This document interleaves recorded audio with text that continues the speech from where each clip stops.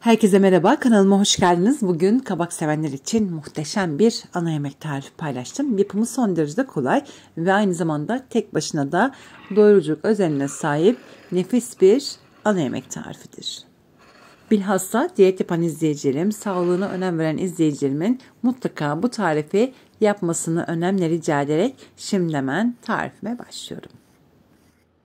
Kabak yemeği tarifim için 3 tane kabak kullanacağım. Kabakları bir çatal yardımıyla bu şekilde çizikler attıktan sonra yine boğazda yıkadım ve şimdi halka halka doğruyorum.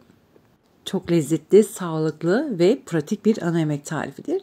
Tattıktan sonra zaten eminim çok beğeneceksiniz. Bu arada buraya kadar gelen kıymetli takipçilerimden ben yine her zaman olduğu gibi yorumlar kısmına bir mesaj rica ediyorum.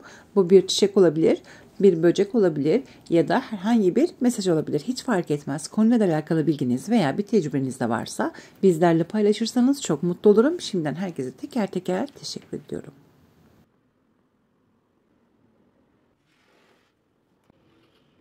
Domatesin büyüklüğüne göre 1 veya 2 tane domates kullanabilirsiniz. Kabuklarını da soymanızı tavsiye ediyorum. Ben biraz sonra soyacağım çünkü.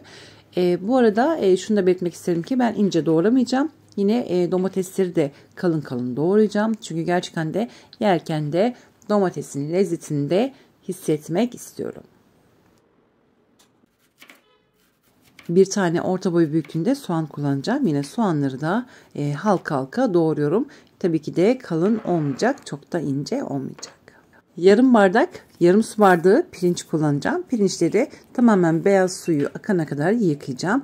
Eğer isterseniz pirinç yerine bulgur, hatta yeşil mercimek de kullanabilirsiniz.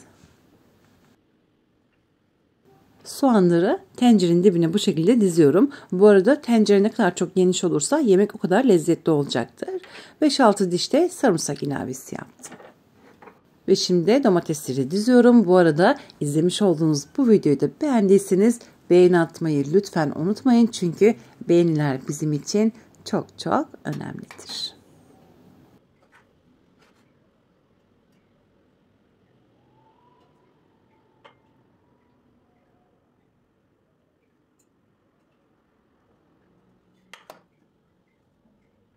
Yaz mevsimi için şahane bir yemek tarifi. Bol sarımsaklı yoğurtla afiyetle yemenizi tavsiye ediyorum. Hem çok doyurucu hem de gerçekten de yapımı son derecede kolay bir yemek tarifidir. Kabakları dizdikten sonra yarım su bardağı zeytinyağı ilavesi yaptım ve ardından da bol suda yıkamış olduğum pirinçleri hemen tencereye seriyorum.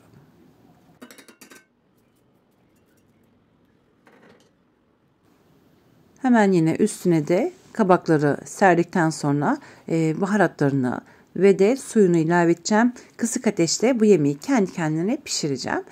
Ne kadar çok kısık ateşte olursa o kadar lezzetli olacaktır ve aynı zamanda sağlıklı bir yemek yapmış olacaksınız.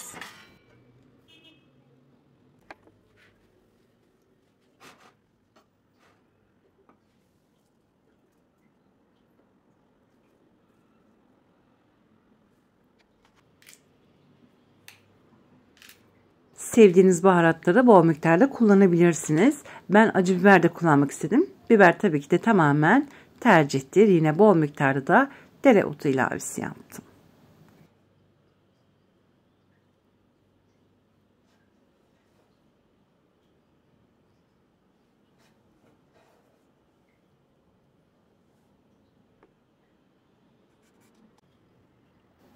İstediğiniz kadar baharat kullanabilirsiniz ama ara katmanlarına mutlaka tuz serpiştirin ki lezzetli olsun diye. Ben bir tane de acı biber kullandım. Acı biber tamamen tercihtir. Yine bol miktarda dereotu üstüne serdikten sonra yarım bardak soğuk su ilavesi yaptıktan sonra tencerenin ağzını kapatacağım ve kısık ateşte yemeği pişireceğim.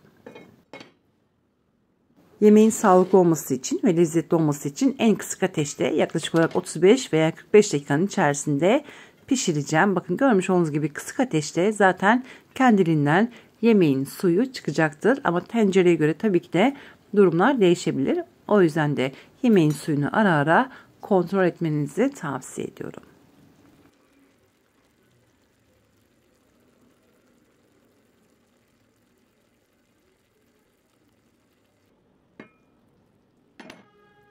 Ve artık yemek pişti. Şöyle hemen göstermek istiyorum. Bakın tencerenin dibinde de hatta bir miktarda yemeğin suyu var. Üstüne bol limon sıkıp yaklaşık olarak bir yarım saat boyunca dinlendireceğim. Ardından da servis için hazırdır.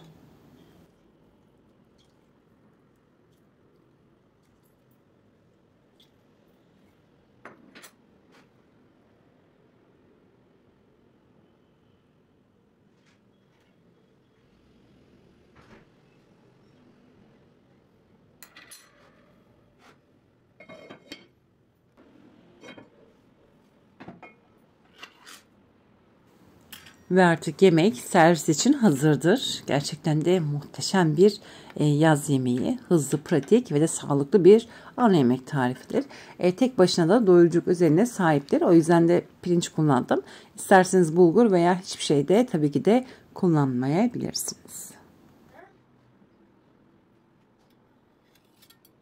Tabağa aldım. Şöyle pirinçlerini göstermek istiyorum. Bakın görmüş olduğunuz gibi pirinçler hiç kırılmadan kısık ateşte pamuk gibi pişti.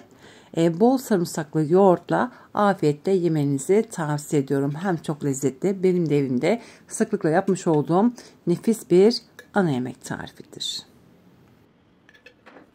Bu güzel lezzeti tarifi sizlerle paylaştığım için çok mutluyum. Umarım sizler de dener ve de beğenirsiniz. Bugünlük de benden bu kadar.